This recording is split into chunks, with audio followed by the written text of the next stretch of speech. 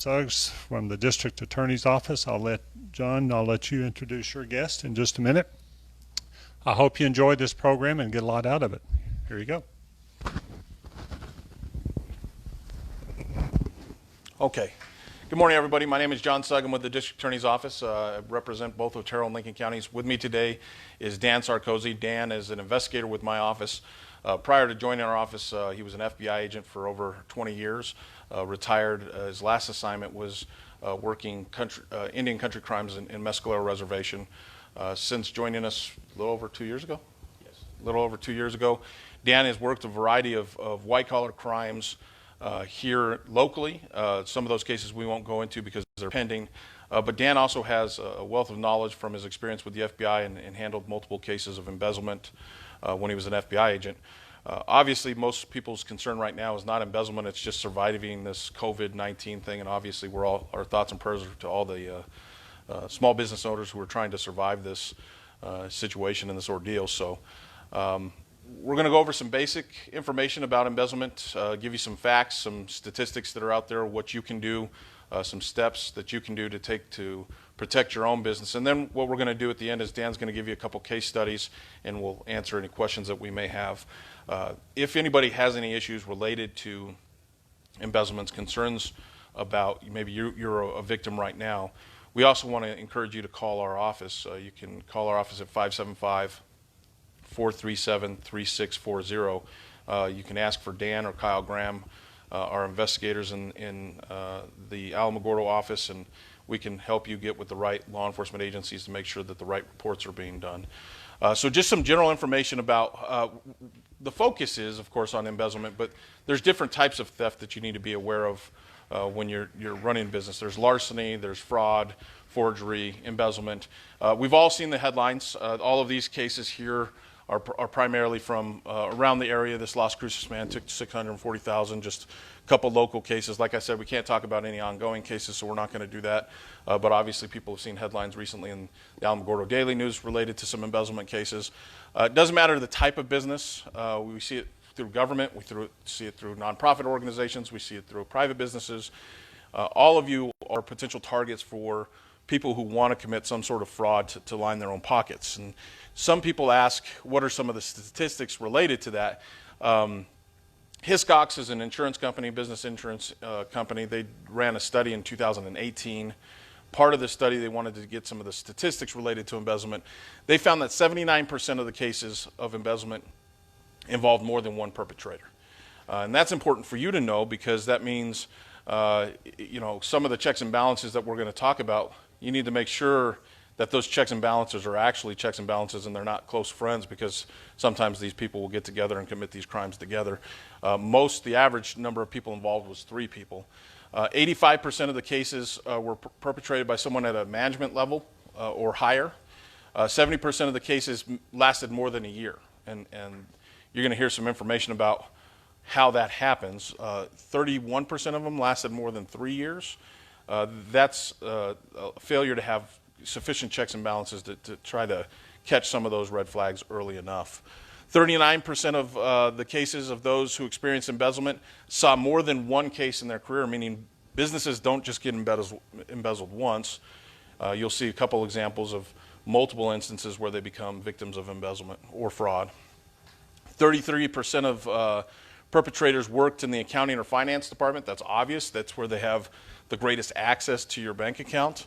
And then 39% of embezzled funds were recovered on average, and that includes insurance.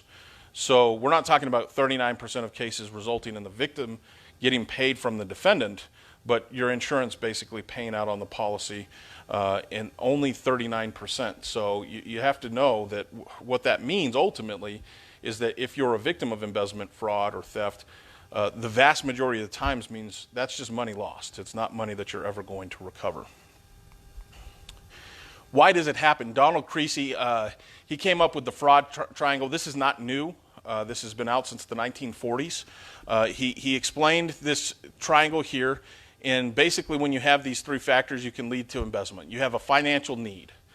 These can be either a real need, maybe you've got a loved one You're an employee, you've got a loved one who has some medical bills that need to get paid, your mortgage is past due, you're about to be foreclosed on, or it can be perceived, like an expensive lifestyle. They're just living outside of their means. They have some sort of gambling addiction or drug addiction, which is very common as well. So you have this incentive or this need, and then you have an opportunity. And the opportunity is brought on by basically placing too much trust, you as the employer, placing too much trust to your employees or granting them unfettered access. That's always extremely risky. We're going to talk about how opportunity is the one thing that you as an employer can really work on to try to cut down on the amount of thefts that you have within your organization. The last one is the rationalization. This is what the embezzler is telling themselves. And there's a lot of different rationalizations that I've heard over the years. Dan has heard a lot of rationalizations over the years. Sometimes it's a jealousness issue. Sometimes it's a perceived slight. This rich person owns this small business. They don't take care of me. They don't appreciate what I do. And then a real common one is even when they're treated extremely well, you'll hear these situations of, well, it's just a minor amount of money. It's not a big deal. It won't hurt the business owner.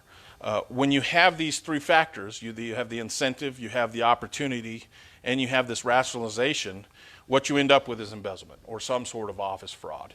And the reason this fraud triangle that was created in the 1940s is still relevant today is because these factors are timeless. They're not going to change over time. When you have these three factors, you've got to be concerned. Now, if you're a business owner, really, you can only focus in on opportunity. That's the one thing that you can control as a business owner. The other ones become much more difficult. So if you're a victim, the question often comes, and it's a frustrating answer, will I get some form of justice? This again from Hiscox. This is not local numbers. I'd like to think our local conviction rates are a little bit higher, and I think the numbers would bear that out. But nationally, 45% of embezzlement cases led to criminal charges. So why would a case not lead to a criminal charge? Number one, there's a huge number of underreporting. A lot of people just don't simply call police and report it. Maybe it's embarrassment. Maybe it's concern for the employee who's taking advantage of you. Lots of reasons it doesn't get reported. But even when they get reported, there are a lot of reasons why a case wouldn't be prosecuted. If the evidence just doesn't support it, I like to say in the criminal justice world, there's three types of knowledge. There's the things we think we know, the things we know, and the things we can prove. Well, we deal with that third level, which is just the things that we can prove. If we can't prove what we know, then it's useless to us in the criminal justice system, which means there's not going to be a criminal justice remedy for you. Of the cases, of those 45% of cases that are actually prosecuted, only 58% of those resulted in a conviction. So what does that mean? That means 26% of cases nationwide result in a conviction. So 1 in 4. That's a horrible number. Far less than that number are actually going to see victim restitution. Why don't we see victim restitution, especially at the state level? There's a lot of different reasons. One of the primary reasons we're not going to see restitution is the person who embezzled you was probably living outside their means. They're not using your money to invest in the stock market. They're not buying beautiful houses that we can seize and have forfeited as assets. The vast majority of the money is gone. They put it inside the slot machine. They bought the alcohol. They went on that trip. If they're judgment proof, then you're not going to get your money back. And that's all restitution really is. It's similar to a civil judgment. So there's a lot of problems when it comes to getting justice if you're a victim. So that means that if you really want to protect your business, the key is prevention and early detection. And if you don't do that, then you're going to struggle as a business owner. And the steps that we're going to talk about and outline today, we recognize these steps take time, they take money, take a lot of energy. The question becomes, are those things that you're expending to prevent fraud worth it to prevent it? And if they're not to you, then you're probably going to eventually be a victim of embezzlement. So some of the different schemes that you should be aware of: siphoning cash from the business. That's probably, if you've got a cash business, I got to tell you right now, you're probably the most susceptible business to some sort of employee theft, fraud, or embezzlement. It's just so hard to track cash. So this type of cash embezzlement is often done by people who are working in front of customers in restaurants and stores. They figure out a way to pocket the money from the cash register without any discrepancy between what is in the drawer and what the computer shows. They typically do not enter the transactions into the register. If someone's a cash business and if they don't ring it up, and if it's an industry where there's not a whole lot of receipts that are being exchanged, this is a real easy fraud to commit.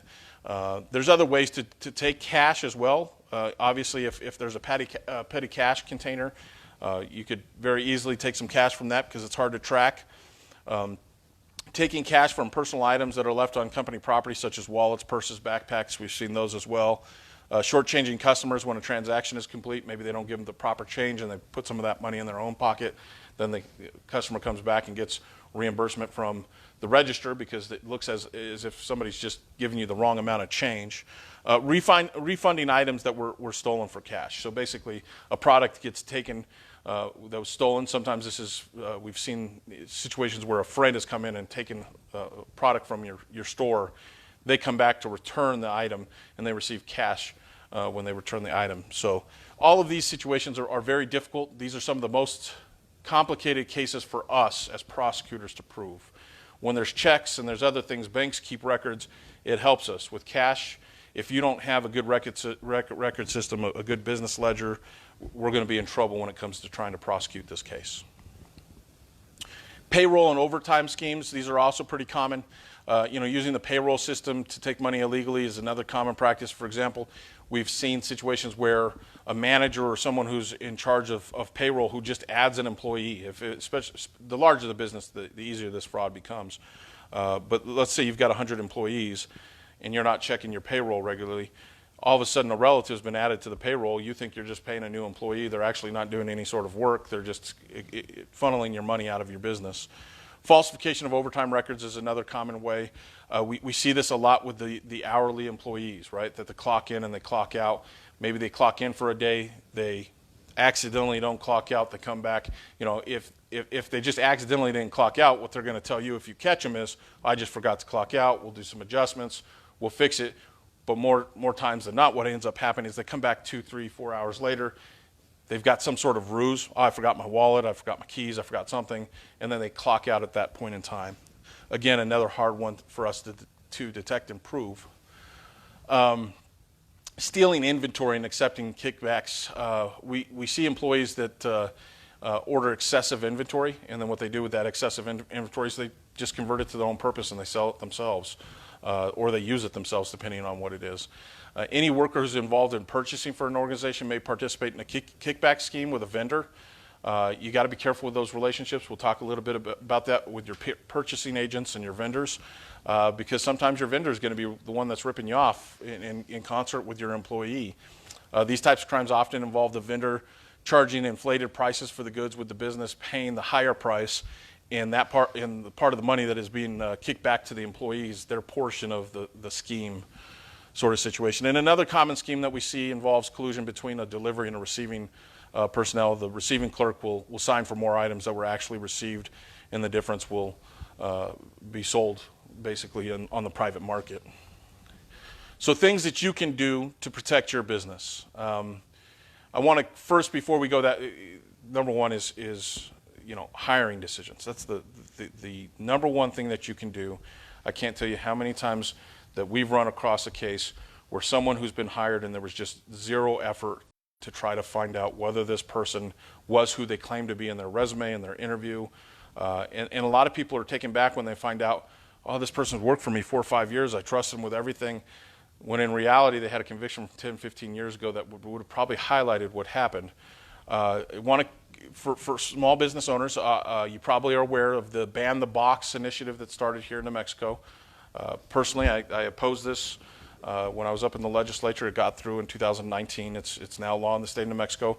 It's one thing for the government, in my opinion, to try to tell public employers that you can't ask these questions. When you tell private employers these questions, I have significant issues with it, but this is the law in New Mexico. If a private employer uses a written or electronic employment application, the employer shall not make an inquiry regarding an applicant's history of arrest or conviction on the employment application. Now, that doesn't mean that you can't follow through, and that's what this next language goes through.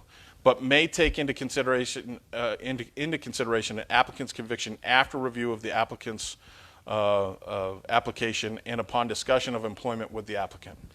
So what we started doing with the Ban the Box started is asking the question, are you willing to undergo a background check?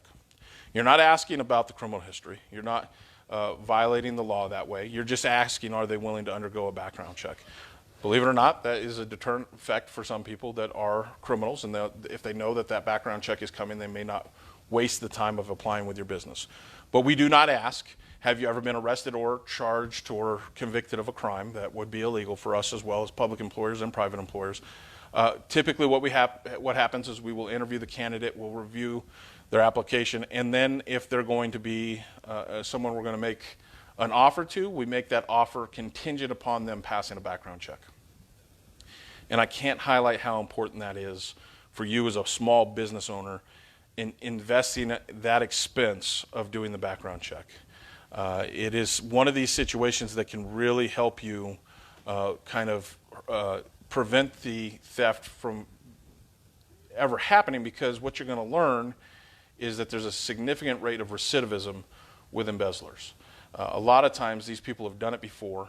Maybe they had a different name, maybe they had a different social security number, but a good thorough background check is going to be able to find that for you. So you should invest in that type of situation for your business. Now, another bad law, in my opinion, that got passed during the 2019 legislature that hurts small and private businesses is the expungement law that was passed. Not all expungement was something that I opposed, but at least the expungement when it applied to people who had been convicted of crimes. Because what the expungement means is that while the crime still exists for purposes of law enforcement, I'll still know that this person committed a crime.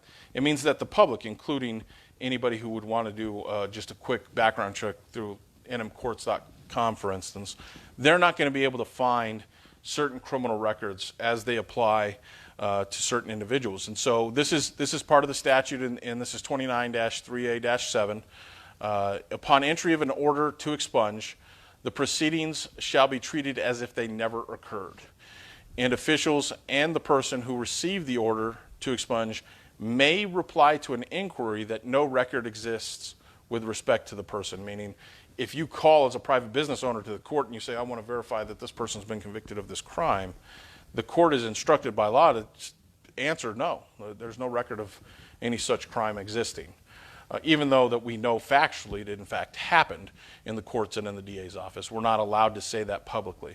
Obviously, there are some exceptions. One of those exceptions is if they're applying for a financial institution that's regulated by the Financial Industry Regulating Authority or a Securities and Exchange Commission. That doesn't apply to the vast majority of private business owners. So what that means is that we've got this whole class of individuals who are going to be eligible for expungement now, and we are starting to get these expungement petitions fairly regularly at the DA's office here locally. And it doesn't matter if it's a first-degree felony, second-degree, third-degree, fourth-degree felony, depending on the seriousness of the crime, they can still apply for expungement. If that expungement is granted, that record disappears. Now, there is an exception for embezzlement. We fought really hard when we were trying to kill this bill. They wrote that exception in. That expungement will not occur for embezzlement, but there's a whole lot of cases where, like we discussed earlier, they didn't commit embezzlement because they were never entrusted with the funds, but they committed fraud or larceny or other crimes that are going to be eligible for expungement. So this is going to make it a little bit more complicated. Again, it goes back to getting a good, thorough background check on the individual. In addition to that, I can't overemphasize, call references, call former employers. Find out the work history of this potential applicant, because while the courts may not be able to tell you what happened, if that person, that former employer, ends up being one of those victims, you can reach out to that business owner, and that business owner can potentially share some of that information with you. This is a small community. So when the people are applying locally, I understand that small business owners probably have that relationship and feel comfortable. But if you've got someone coming from out of state and they've claimed to work from somebody, it's just as important to call these references and these former employers. Google is a wonderful tool if you know their names. Because you might be able to expunge a criminal record in the criminal justice system. You can't expunge the Journal from the Albuquerque Journal article that came out explaining what happened with this embezzlement, or something from the El Paso Times or wherever newspaper. And then another one is social media searches. Another one of those situations that you want to look through Facebook, you want to look through, I'm not real good with all of them, so I'm Twitter and what I don't know, Dan, you're going to have to help out there. So Instagram, there you go. There's lots of social media sites. Every applicant, I try to teach my kids this. None of them, my kids are too young to have these accounts, or at least I've deemed they are. We try to teach kids that social media is one of those things that employers are going to start looking for. And if you're a small business owner, you really should be doing that. You should be Googling and you should be checking social media, because you're going to learn a lot about your applicant, whether that's somebody that you want in your business. Ruidoso Board of Realtors. I want to make clear, I'm not trying to pick on the Board of Realtors, but this is a real life example that is from our nearby community in Lincoln County, that this is what happened, and it's a true story, and it's a sad situation, but it's about some of the checks and balances that should have happened that didn't happen. So we have, in 2010, Carol Lester. She was age 70. She worked for the Ruidoso Board of Realtors at the time. She embezzled $137,541. And she was convicted for 3 years. Tell you, is a pretty good sentence in the state of New Mexico for embezzlement, because you got to a focus of a judge. Financial harm is not treated the same as physical harm, and so embezzlement, even with large scale, you're not going to see the type of prison sentences that you would probably expect and hope for. That's concerning sometimes. But here's Carol Lester. She embezzled $137,000, and the Board of Realtors up in Ruidoso actually had a lot of help from this woman, Sherry Miller. Sherry Miller was a new employee. Well, the problem with Sherry Miller is, when I got here in 2017, we convicted Sherry Miller, who was previously known as Sherry Elliott, of doing the exact same thing to the same victims. This time she took $146,749. One of the most frustrating things, I think, for the Board of Realtors is that they came to learn that Sherry Miller had faced similar charges when she was in Texas. In fact, she had a very common check scheme, that the check scheme that she pulled off, and she was able to get so much money from the Board of Realtors out in Ruidoso, was the same scheme that she used in El Paso. The problem is, they didn't use a thorough enough background check. They did a Google search. Well, Sherry Miller's criminal history is under the name Sherry Elliott. She got married. She changed her last name. They didn't find that. And so this person came in and basically had this opportunity to steal another large amount of money. Insurance recoveries is all that they're going to get from these ladies. They're never going to get any more money back. And they took a hit in both instances. So one of these situations where prevention and doing your best to find out who you're hiring, Sherry Miller exploited the fact that she was helping the Board of Realtors catch Carol Lester. And so they had more inherent trust, and it's, trust is a good thing for your employees. You should trust them, but you've got to verify, and you've got to be careful, and you can't overly trust employees, because that's the way you're going to get burned. The easiest way and the biggest red flag for us is if you're reconciling your accounts on a regular basis. You need to be doing at least monthly or quarterly. I would recommend monthly. Monthly reconciliation of your bank accounts is a big deal, especially with significant balances. It includes cash accounts, receivable, accounts payable, inventory. All of these sort of situations can be your key to finding it early. When we've had those cases that have lasted a year or more, or 3 years or 5 years, 10 years in some of these situations, the common denominator with all of these is there wasn't adequate checks and balances, and there wasn't a reconciliation of the bank accounts. You've got the ledgers that are being looked at by the business owner. They're not analyzing what's going on with the bank side, and money's being filtered out that they're just not knowing about for years and years and years. So checks and balances, that we can't overemphasize how important this is. Limit the number of people who can sign checks. If you're a small business owner, if you have probably 15, 20 or fewer employees, the ideal situation is one of those, you're the only person that's authorized to sign your checks. If you're not going to be able to have that situation, you're just not going to be able to do it, you need to try to require 2 signatures on every check. And those people need to not be related in a very close relationship, because we've heard that statistics, the overwhelming majority of these are going to be 2 friends that are kind of getting together and committing these schemes. So, you need to make sure that there's not necessarily a direct relationship between those people. Deposit daily and reconcile monthly. Leaving cash sitting around is just too tempting. It's a matter of time before you're going to be taken by somebody. Some employee who's going to fill that, that first prong of that need, and they're going to be able to rationalize why they're going to be able to take it. It's because you've left that cash around where it could be stolen. You need to reconcile the bank statements each month. It really will help catch those irregularities early on in the process. If we can do that, while we might not be able to prosecute, you've at least limited the amount of damage that's been done. And hopefully we can prosecute and get them for that embezzlement conviction, and they don't just run off to another employer and take advantage of them. Separate your financial duties of employees. This is key. The person who writes the check should never, under any circumstance, be the same person who reconciles the account. Because what you've just done is given them unfettered access, and Dan's going to talk a little bit about unfettered access and what that means and how people who commit these crimes will take advantage of that. Be present. We all know that you're busy as a small business owner. Maybe you have multiple shops. I can't overemphasize how important it is for you just to be present every once in a while. Walking around. Make sure your employees know that you're the kind of business owner that's paying attention to what's going on, that you're paying attention to the financials, that you're paying attention to the inventory. All of these things, that you're just present in watching what's going on is a big step. This is the deterrent, right? Because if people think they're going to get caught, you're limiting that opportunity aspect of the triangle. If you can, and this is expensive, but sometimes being a victim of embezzlement in certain cases is far more expensive than this. Outside agency audits. Why an outside agency? Why is that so important? Remember, we're talking about these checks and balances. If you've got an outside agency that has no relationship to your bookkeeper and your person who writes your checks for you, the likelihood of this outside agency who's being paid by you to specifically try to find these things, actually detecting something early on is very high.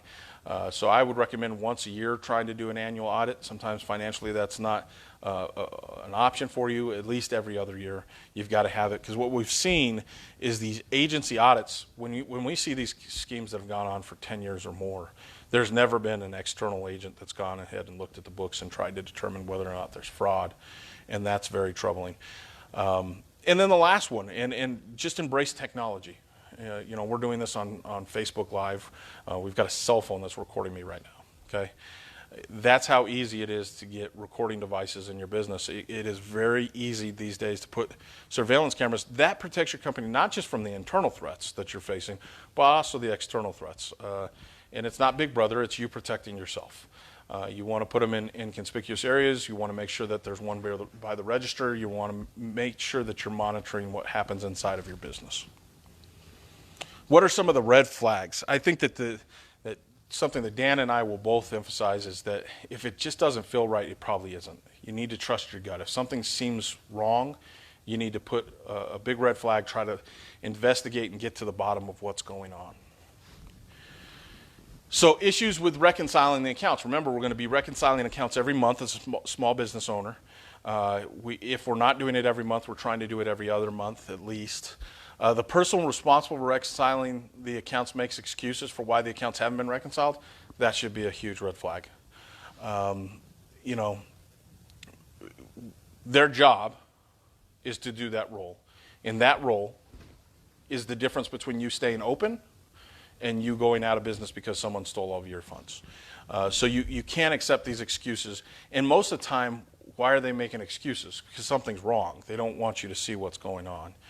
Sometimes they're just genuinely just too busy, but it's okay to push them and make sure that that person's job, that priority is towards the top of their list, including if it's you.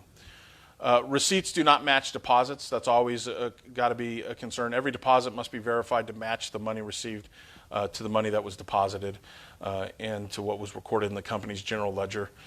Remember, one employee should not do all of these steps. You got to be on high alert if there are regular cash shortages. That's a big red flag. Something's going on there. Everybody should have, if you're a cash business, registers that are tracking every transaction that's happening. That's vital to us being able to come in later on and try to prove the theft with cash, because otherwise the cash disappears. Even if the cash ends up into their account, the employee's account who's embezzled from you, we still can't prove that that's the cash that came from your register. So cash businesses, if you don't give us the paper record, we're not going to be able to do it. Bank statements do not match the business ledger. That's an obvious one. Unexplained variances. If there's anything that's labeled as other, that should be a red flag. You should be understanding where your money is going and why it's going in a certain location. There should be good explanations for all of that. And the ideal situation is to have receipts or some sort of document to back up what the employee is claiming. High number of adjustments. You will see this, especially if there's a large quantity or significant dollar amounts of adjustments in the ledger. That can be a significant sign of fraud. You should be very aware of that. That's one of the tricks that they're going to do, is just the money comes in and then they're going to make an adjustment in the ledger as if the money was just a clerical error, that they didn't mean to put that money in there. In reality, that money went into their pockets. Gaps in check numbers or receipts. It's important for companies to use properly sequenced checks and pre-numbered cash receipts forms. You want to make sure that you're not losing gaps there. That's a big fraud indicator. And then this one is especially with the cash businesses. We had an individual years ago that was charged with embezzling from a convenience store. And there was a significant disproportionate number of refunds that was being done on one of the registers when that individual was checked into that register. If you see this disproportionate number of refunds, at the very least you have an employee that's doing something that's wrong, that's requiring all of these refunds, right? Maybe they're entering things into the register incorrectly. They need some additional training. That's the minimum that you're dealing with. Most of the time you're dealing with a fraud situation where these refunds are being created because the cash is going out into their pockets and not actually back to the customer. Unusual expenditures are another one. Payments to unknown vendors and employees. We've talked about this. Company owners should be regularly reviewing the vendor and the employee lists. We talked about this way to siphon cash from an organization is to pay fake vendors and accounts. I mean, if you're a large enough business and you don't know what that vendor is, then you need to find out. If you've got regular money, I don't care if it's $50 a month. That $50 a month could be something that is actually what's going out to a family member of the employee, and is actually a complete fraudulent situation. Invoices, if you have situations, many companies will say, well, you can spend up to $250, $1,000 without my approval. Well, if you have that approval amount, what you want to be on the lookout for are those expenses that are just below the approval amounts. So let's say, just for example, that the level for managerial authority to spend is $1,000, but you see regular invoices for $995. That's something to be wary of. They're getting it right to the point where managerial kind of overview is going to happen, and they're pulling it just shy of that so that they're able to embezzle your money. Employee behavior. This is another big one. Employees who refuse to take vacations or refuse to help refuse help to do their duties. Why is this a red flag? We actually see it a lot in child sex cases. They won't give access of a child to somebody else. They don't want them to be at school or around other people. It's the same mentality here. They don't want to take a vacation. They don't want to leave. They don't want to share those responsibilities because they know what's in those books. And if they don't give access to those books, this might, as an employer, that's what you want, right? You want that employee who's so dedicated that they're not interested in going on vacations. They're always dedicated. This is their job. They want to get it done. But in reality, what could be going on, not saying it always is, what could be going on is that there's fraud in the books, and if they leave, they're afraid that they're going to be discovered for their crimes. If somebody has access to what they have access to, the whole scheme is going to unfold. Living outside of their means. For the most part, if you are a small business owner, you should know how much you're paying your employees and potentially what their spouses are doing. If you just see that an employee is clearly living beyond their means, it should be a red flag. It doesn't mean that there's fraud necessarily right there, but that's one of those, remember, go back to our triangle. That's the need element. You're wanting to detect when there's the need so that you can make sure that the opportunity is limited with that employee. Employees who have close relationship with vendors, customers, and other employees who have financial responsibilities. I don't want there to be enemies within your organization. That's not what we're advocating for. But if they're super close friends, if they're always together, you don't have checks and balances anymore. You have two or more individuals who are going to work together and combine their two responsibilities to create a theft. We saw that statistic at the very beginning that the vast majority of these instances involve up to 3 people. And if you have these situations where your vendors are really close, or they're really close with their customers or other employees who also have the financial responsibilities, you are creating an opportunity there. You're creating a situation where the checks and balances aren't what you think they are. And they're, in fact, going to probably give you a false sense of confidence, because you're going to think to yourself, well, so-and-so is checking on that person, and I know that this is going to be okay, but in reality, they're working together to steal your money. Rapidly disappearing office materials or any sort of inventory. If you're spending more and more on office inventory, but you're not seeing corresponding increase in sales, the materials just might be going home with the employees. And using company credit cards for personal purchases, but then later allegedly reimbursing the company. That's a slippery slope. And the best thing I can tell you is this, and Dan's going to go over this a little bit more, is you want to make very, very clear, if you want a successful prosecution later on, what the role of the employee is, what they're allowed to do and what they're not allowed to do. And if you have that company card, or if you have the bank account that they somehow are allowed to use personal expenditures for every once in a while, the defense is always going to come in as, I was going to repay that, it's common practice here, I get to do it all the time. And if they can show that there's a history of allowing that to happen, when we catch the fraud, we can't prove that they weren't going to repay the money. Just best practice is no personal purchases on any sort of business accounts whatsoever. The last part is helping us help you.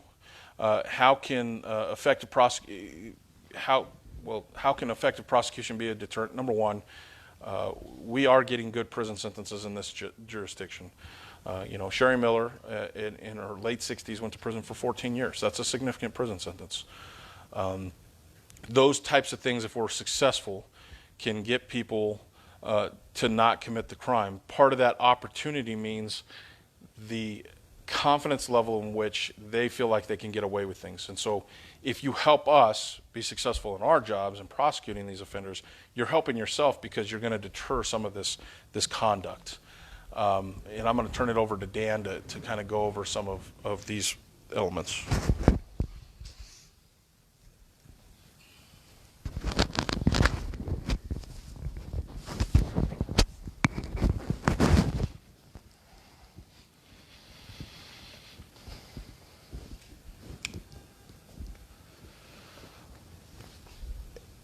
John spoke earlier about the things that we think that we know, the things that we know, and then finally the things that we can prove.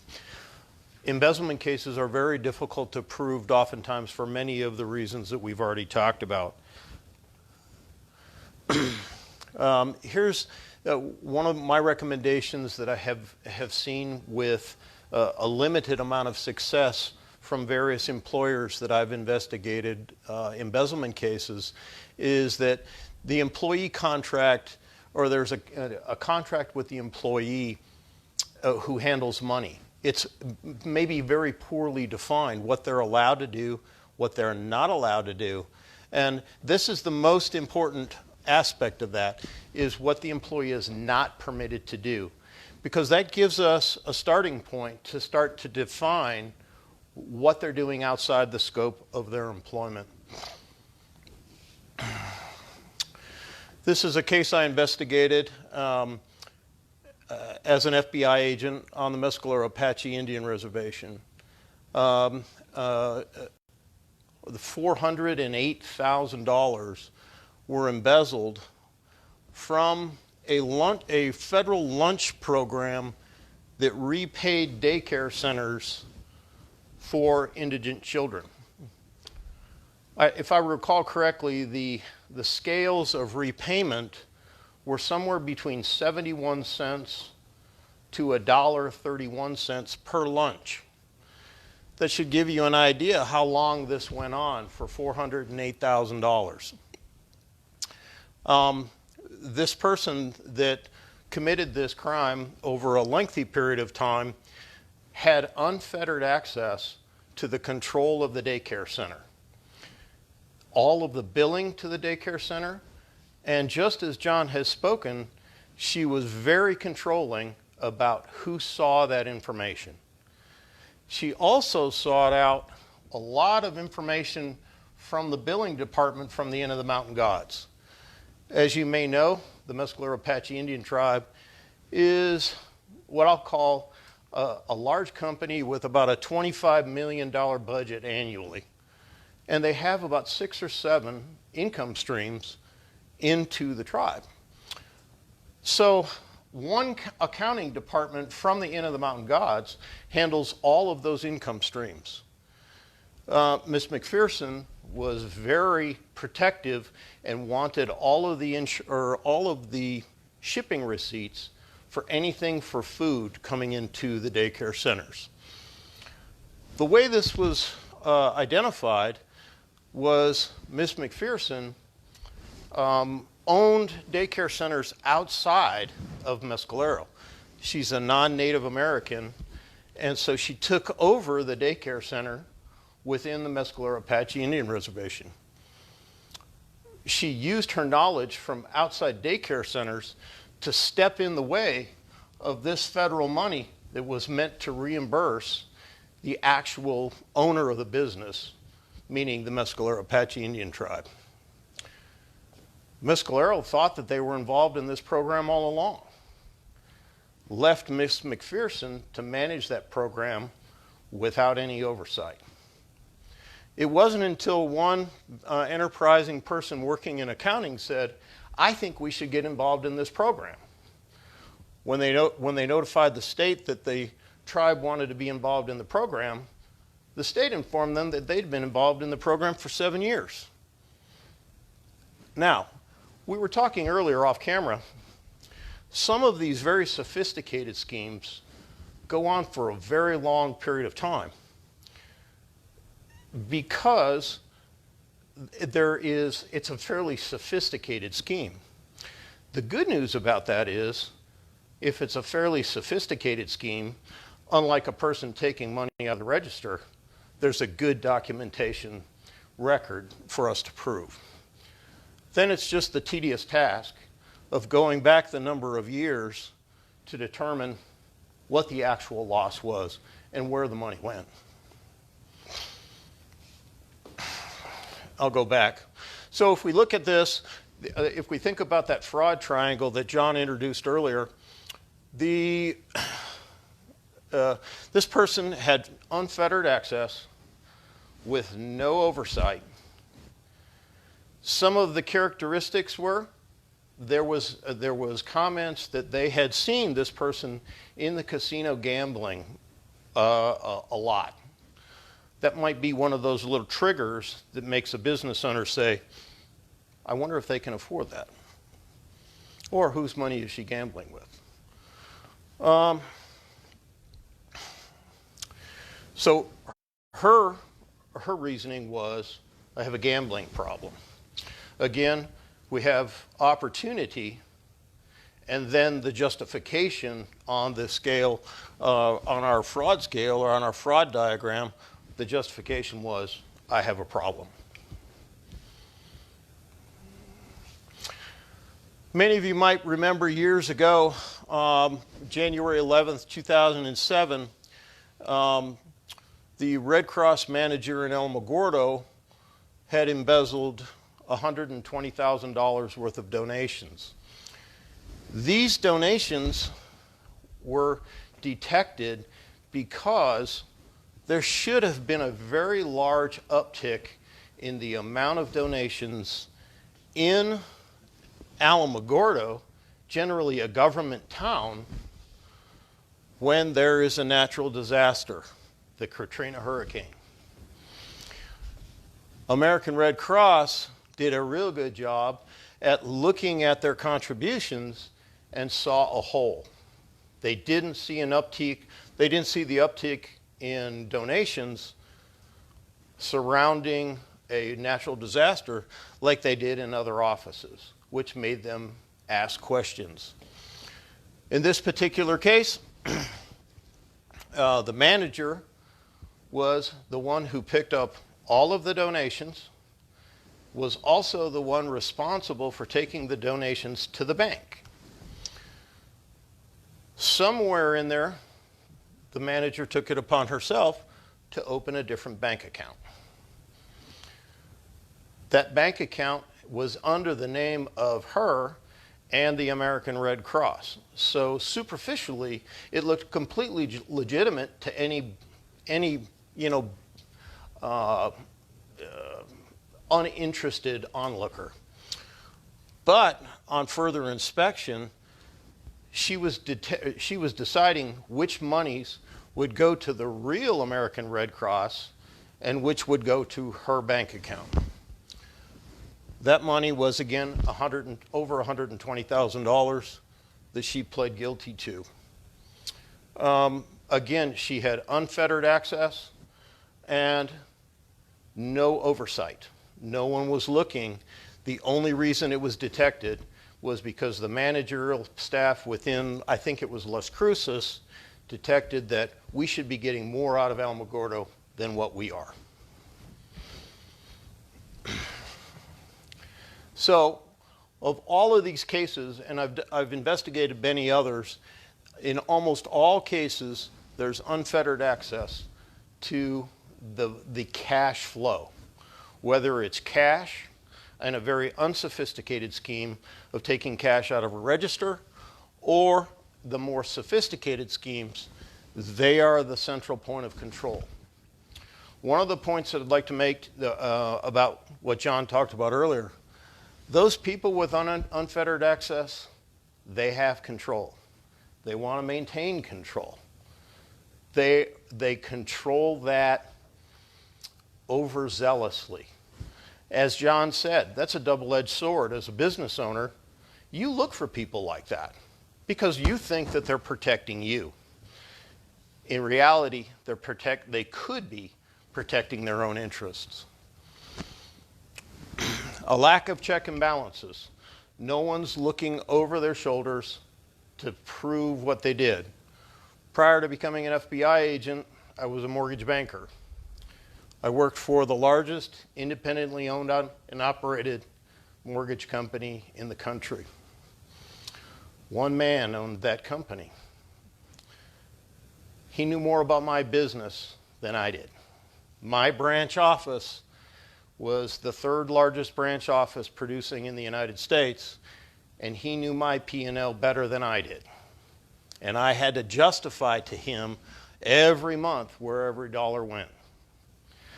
Because I was able to justify to him why those monies went where they went, he valued me as an employee. But he also had very strong reins on me. Access to materials outside of the scope. We saw that Miss McPherson was constantly after accounting to send accounting receipts on the food that was purchased. She was actually using those receipts to justify the reimbursement from the federal program. There was no reason for her to be doing that because all of the information should have been controlled by the accounting department. Again, maybe raise your index of suspicion when somebody is doing something outside the scope of their employment. You could have just maybe identified a very important employee to you who's really looking out and wanting to maximize your business, but there could also be another reason. No managerial oversight. Many of the small businesses, I might be talking to some of those people, you want to keep your overhead low. So you're looking for people who will take on extra responsibilities and you don't have to look over your shoulder.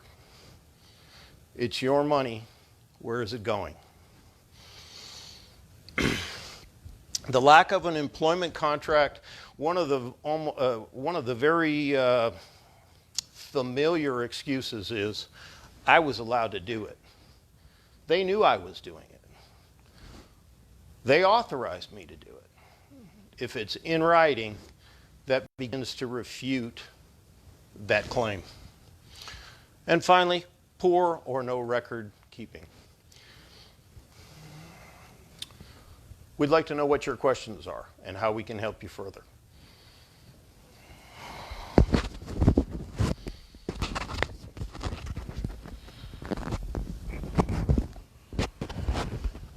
All right, so obviously we were anticipating doing this show live and having live questions if there were questions from people in the audience. But again, one of the ways you can contact us is through my office, 575-437-3640. If you have questions, we're here to help with that sort of situation. You can also contact us by email. It's 12thda12ta@da.state.nm.us. Bob, did you have any questions? Or? I would like to know if embezzlers are typically male or female. So the question was whether or not there was a kind of a gender difference with a lot of embezzlers, male and female. Surprisingly, this is a crime where we see the majority of offenders are female. At least in modern prosecutions, we're seeing a lot of females. If we even just look at all of the examples here locally, the vast majority of them have been female. Now, that being said, there have been some extremely notable male offenders, especially in the really large scheme. I mean, Bernie Madoff and those types of folks that have been perpetrated by males. But the day in, day out small business owner, a lot of those, we see a lot of female offenders in those sort of situations. If you suspect you're being embezzled, do you call the police department or your office? So the question is, and I don't know if we're picking it all up, so I'm going to repeat the questions, but the question is, what do we do if we suspect we're a victim of embezzlement? Do we call the police department or do we call the district attorney's office? You should look to the local authorities if you feel like they are responsive to your. We call the Alamogordo Police Department if it happens within the city limits. If it doesn't, with the Sheriff's Office or the New Mexico State Police, you can always contact our office as well. I do have 4 certified law enforcement officers who work for me. Dan is one of those who has significant embezzlement investigations from the beginning to the end of the cases. We also help with other investigations with outside agencies. We work and cooperate with other agencies, so if you go to the other agencies, a little bit of both. You're going to have that agency working on it in my office as well. So if there's any other questions, like I said, you can feel free to give us a call a little bit early, a few minutes early. But again, the office number is 575-437-3640. We want to thank you for taking your lunch hour. We actually have a question. Okay. From Baxter Patillo. Is the sentencing for these crimes proportional to the amount stolen? It can be, and that's a great question. So for those who may not have heard the question, it's about the proportional sentencing related to the dollar amount. Typically, yes, the higher the dollar amount, the more likely you are going to see some type of incarceration.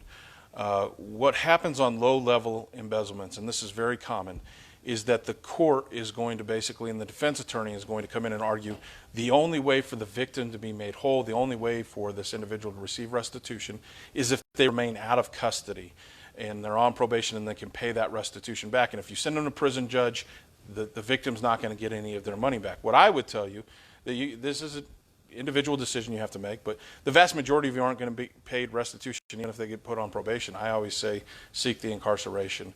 And you know, you're definitely going to see if anywhere 50,000 or more, you're going to see a judge looking to incarcerate. But I got to tell you, I've seen cases in New Mexico where $200,000, $300,000, $400,000 have been embezzled, and I think this isn't calling out Dan, but this individual received probation. You know, the person who stole from the Hurricane Katrina funds, and that was $120,000. So. You know, there are circumstances where the dollar amount does matter. Obviously, the larger dollar amount, the more the judge will consider it. And part of that kind of attacks the same factor. What hurt Sherry Miller, the Ruidoso embezzler, is that we did a deal where she claimed that she could pay the restitution. Well, that restitution was supposed to be paid before we went to sentencing. And if she didn't go to if she didn't pay that restitution before sentencing, which she didn't, she was going to face more time in prison. And Judge Ritter, who's now retired from our bench, Judge Ritter recognized, listen, there's been 0 attempts to make restitution payments, imposed a 14-year prison sentence. That's a very hefty prison sentence. Bill Turner, the individual out of Tularosa who had a white-collar scheme, got 9 or 10 years in prison. We will see some white-collar crimes going to prison, but typically you're going to need 50,000 or more. Otherwise, you're going to see a judge granting probation. All right. Well, thank you all so much. We appreciate you spending your lunch hour with us, and good luck, everybody, getting through this COVID scare.